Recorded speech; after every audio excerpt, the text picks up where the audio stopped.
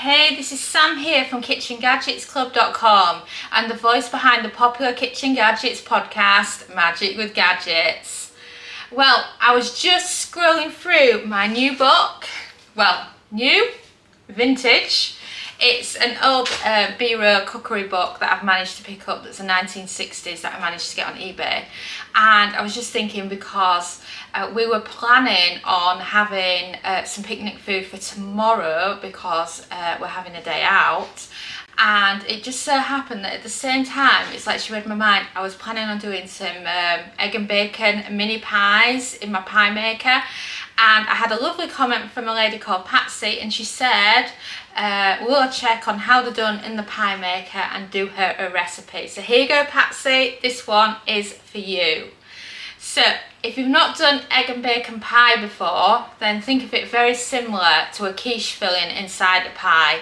So it's typically your egg and your milk mixture inside the pie, poured over some bacon, and you've got a lovely pie, and it's just delicious and perfect for your pie maker as well. So we've got a couple on at the moment, and typically pies in the pie maker take about 10 minutes and they're really, really good. So shall I show you the ones that we've had on so far? So let's pop open the pie maker. Oh, don't they look beautiful? Such a lovely colour to them as well, and I just love using the pie maker. So I'm going to stop those now, and I've stopped them by turning them off at the machine because there's no on and off switch on the actual pie maker. And note that these pie makers get very hot. I can feel the heat from even just being up there, so very careful you don't burn yourself when you're using them. So I just want to show you a really quick and simple way to make some egg and bacon pies. Normally I do a big pie, and I learned how to do them because my grandma was a big fan of the B-roll books, and that's probably where she got her original recipe from, even though she probably tweaked it a bit. So for ingredients, bacon bits, cooked in the air fryer is the easiest way. These were done, chopped little bits of bacon into a foil tray, 8 minutes at 200, which is 400 Fahrenheit, in the air fryer, and you've got your bacon bits. So you have the pastry first, bacon bits, and then you like your quiche topping. So I'm going to start by making the quiche mixture. So for that, just your normal mixing bowl, whatever's works well, and it needs to be able to pour in to your pie maker. The most important thing here that I've learned from doing these kind of pies is that you don't have a lot of mixture in each pie because the pie maker's small. So you can't, I'm sorry Patsy, you can't crack the eggs directly in there because there's more egg than there is space. And I've tried this with a small and a medium egg and it's just not going to happen. I will give you a demonstration though. So anyway, get out your jug, and then depending on how many pies you want to make, grab yourself a couple of eggs, crack a couple of eggs in. Because you're making the mixture in the jug and not putting it directly in, then you can use medium, large, extra large, whatever size you want. And then mix those eggs. Just think like you're making a quiche. And then a splash of milk. You don't need much milk, just a little bit. And then beyond this, I've got some fresh parsley that Dom's finely chopped for me. I've got some salt, and I've also got some pepper.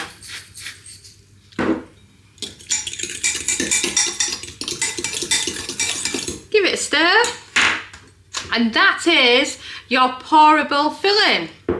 And then, I've already done it now, you really don't need to see me batter an egg, but beat an egg into a ramekin, so that's going to be your egg mixture.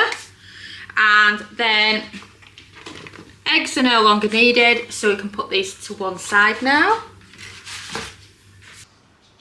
And then, let's talk pastry cutters. I've got the two largest size from my pack, and if you're wondering what size to do, just pop it over it without burning yourself, of course, because mine's already on, and you want the size that's going to cover it, and then also the next size down to be able to do your lid. So got those ready. And then, like I said, I've already done a few little bits of bacon as well. So putting all that to one side, and I can get out the pastry. This is the pastry that I made earlier. This is a double batch of the pastry from our cookbook, the Complete Air Fry Cookbook. It's the short crust pastry in here, and what I've done is I've used a double batch of the recipe in here, and then that's made a big batch, so that if you want to do a big batch of little pies in your pie maker, then you can. And if you've got any of the egg mixture left, what you can do is you can do a bottom base of the pastry and use that as like little quiches in there as well. And then also on our YouTube channel, we do have video for our little quiches as well, if you want to try those. So now, and then we're going to halve the pastry because we can then do it in batches. So the rest of the pastry to one side, flour in your clean worktop, and then same, you want to flour your rolling pin as well, and then just roll it out until you've got it thin enough, or however you like it for your pie maker. I don't like to go too thin with the pie maker, because the problem being is that when you're adding the mixture in and you're using your fork to adjust it or whatever, it can end up cutting into the bottom of the pastry, and then you've got a leaking pie. I'm not looking for perfect here because I'm using the cutters to cut it out with anyway. If you don't want the effort of making the pastry, then you can opt for buying ready to roll short crust pastry or puff pastry. And then remember the cutters. It's come apart slightly, but it's fine. And then that one as well. And that's your bottoms. So then for your tops, you've got the smaller size. And then another one of the smaller size. So that's enough for your 2 pies to get started with. So then of course you can keep re-rolling it and re-rolling it and making as many as you need. For my first batch, I've still got some of the small ones left from when I was doing it off camera, so I've still got some of those, so I might just make some of the big ones for the bottom now. Because we're doing this because we're going out for a picnic tomorrow, because we're on a nice day out. But of course we'll have already been on that day out by the time this video goes live, just because to give Kyle a chance to nicely edit it for you and take out any bits where I messed up. Kidding, of course. More like it's so hot and I need a drink in between takes. You can tell by how soft this pastry's gone by the temperature, and that needs a bit more flour on it.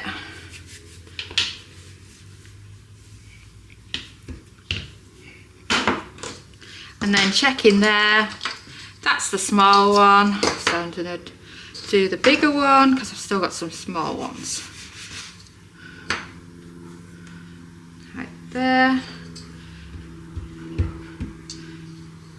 And then another big one there.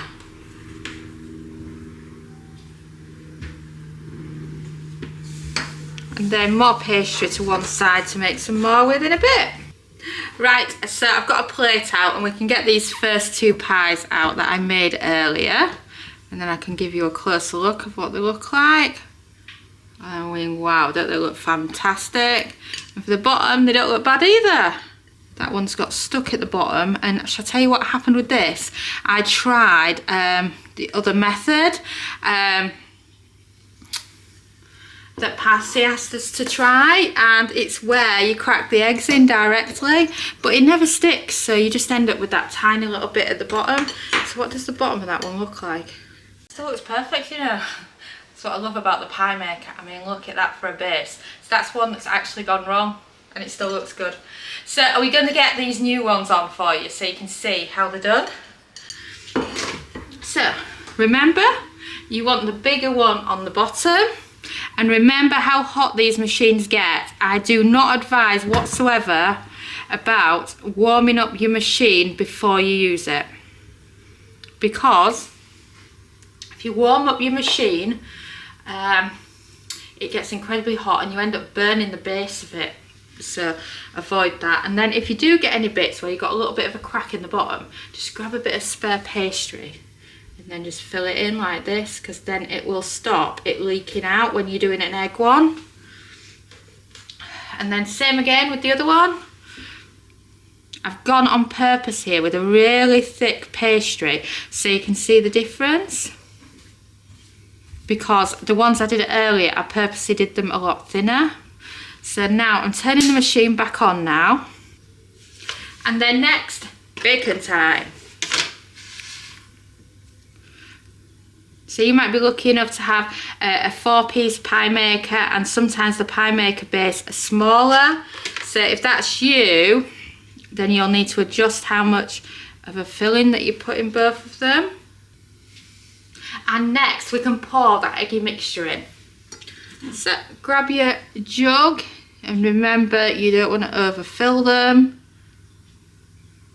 So this is another reason why it doesn't work when you're cracking a full egg in, because if you look at how much mixture is still left in there, and that's from a 2-egg mixture. So if you think there's still probably the equivalent of an egg still in there. So I would actually say it works out about half an egg per pie that you actually do. It's only a very small quantity. So once you've done that, you can add your lids. So what I do with the lids is I add a layer of egg mixture, because this helps them stick. So if you just do that all on one side, and then flip it over. Careful you don't burn yourself, because remember this machine is now on and I can hear it starting to sizzle at the bottom. And then same again with your other one. The tops are so much easier to do, by the way. And then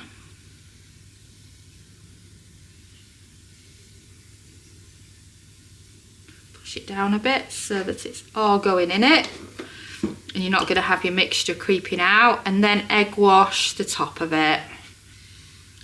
And now you're ready for the lid to go down on your pie maker. And I find overall 10 minutes is perfect for pies in the pie maker, and I haven't really differentiated from that between any of my pie maker recipes. So let's do the same here, shall we? So just move that out of the way. There we go, I've clipped it on. So now 10 minutes is the perfect time. If you've got an Alexa or a Google, whatever, just set a time for 10 minutes, or otherwise keep an eye on your watch. And we'll be back in 10. So we used our Alexa, and now it's done its 10 minutes. We can actually open up the pie maker and see how they're doing. Are you ready? Oh wow, look at them beauties. Don't they look fantastic? I can't believe how good they look. Oh wow. So turning it off with the switch, like I mentioned before, and I'm just going to give them a couple of minutes to cool down, and then we can see what they look like. And in the meantime, we can check out those pies we've already made. So these are the ones from earlier that have had a chance to cool. So let's see how these babies are doing, shall we? Are they as good as grandma's? Oh look, perfectly set as well. So shall we try some?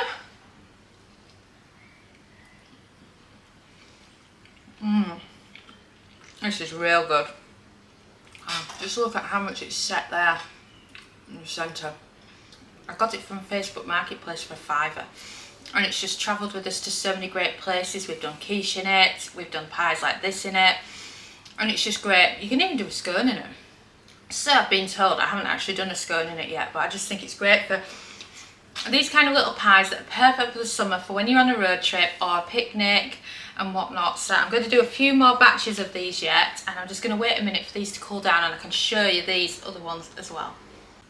So I've given it a little bit of time to cool down. So if you haven't got time to cool down and you want to get another batch straight on, then one of these is brilliant for getting them out the pie maker without burning yourself. So you get in like that, pull them out, and look at that. Oh, doesn't that pie look amazing? Oh yes, look at that, for a pie in the pie maker. Egg and bacon pie, grandma kind of food, and it's absolutely amazing. And then, last but not least, Patsy was actually asking, would the hack work? So basically the hack she's seen, which I know a channel that does do a bit of pie maker, so I'm thinking it's the same one, cracks an egg first into the pie maker and then mixes everything in there. And I've tried it off camera, and I just wanted to show you what the problem actually is. Right, so let me demonstrate for you. So I'm just going to waste this bit of pastry. So the idea being is you crack your egg directly into there. But you see my problem? The egg doesn't fit. Seriously, the egg doesn't fit. If you can see, the egg is bigger than it, and the egg is now starting to cook from the heat that's still in the pie maker. So that's why you can't do that, and that is using some of our smaller eggs that we've got in. So the normal household, when they have a large or medium to large egg, now come on, try mixing that in there, keeping it in there, and keeping the ham in there. In reality, one egg will do 2 pies. So if you think about it like this, you need to stir it, you need to mix it, and that. So there you go, Patsy. That's what happens if you just put an egg straight in. And should I even try mixing that? No. I'm not going to. You know, some hacks online are absolutely brilliant, and I do have some good recipes coming from these hacks, but this isn't one of them. Thanks so much for watching our YouTube video. It feels so amazing that you've stuck around to the end. And of course, that must mean that you like our videos. So why not also follow us on social media? You can find us at the Kitchen Gadgets Club on Facebook, and on Pinterest, TikTok, we're Kitchen Gadgets Club. You can subscribe to our YouTube channel for more great videos like this one. And you can also find us at kitchengadgetsclub.com, where we have a membership that shares brand new kitchen gadget recipes every week. And we also have lots of great ideas, resources, tips and tricks. And we are an ovenless kitchen, so we teach you exclusively how to cook with kitchen gadgets. And a ciao for now.